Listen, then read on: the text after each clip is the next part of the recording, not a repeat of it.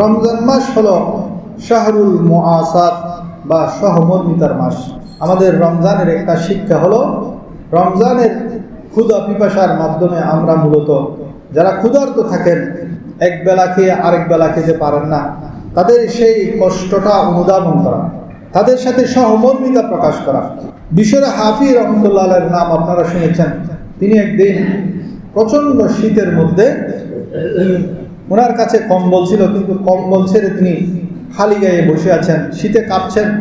একজন ওনাকে জিজ্ঞেস করলেন, হুজুর, আপনার কাছে কম্বল আছে, তবুও কেন আপনি সেই কম্বল ব্যবহার না করে শীতে ঠক ঠক করে কাঁপছেন, কারণ কি? বিশ্বরে হাফিজ রহমতুল্লাহ আলাইহি উত্তর দিলেন, আজকে যখন শীত পড়ছে আমার কাছে তো কম্বল আছে, কিন্তু এমন অনেক মুসলমান ভাই বোন আছেন যাদের কাছে কম্বল নাই, যারা শীতে কষ্ট পাচ্ছেন।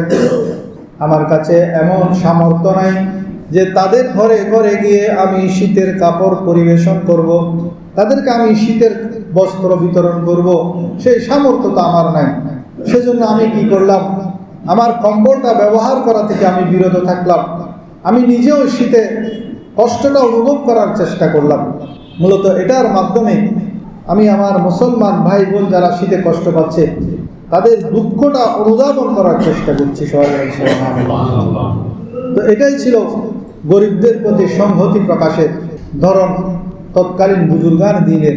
কিন্তু দুঃখজনক হলো সত্য, এই সোশ্যাল মিডিয়া আমাদেরকে ধ্বংস করে দিয়েছে।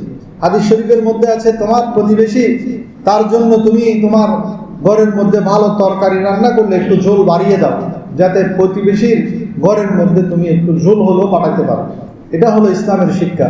কিন্তু আপনারা কি করি, ইফতারি তো পরে হবে, কিন্তু ইফতারের আইটেমগুলো সুন্দর করে সাজিয়ে আমরা সোশ্যাল মিডিয়াতে দেই।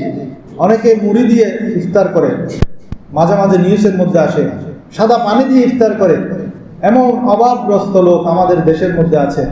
আপনি যে 10-20 আইটেমের ইফতার করছেন এবং সেটা মিডিয়ার মধ্যে দিচ্ছেন, সেটার কারণে তাদের মনের মধ্যে কি অবস্থা সৃষ্টি হচ্ছে একটু চিন্তা করা প্রয়োজন।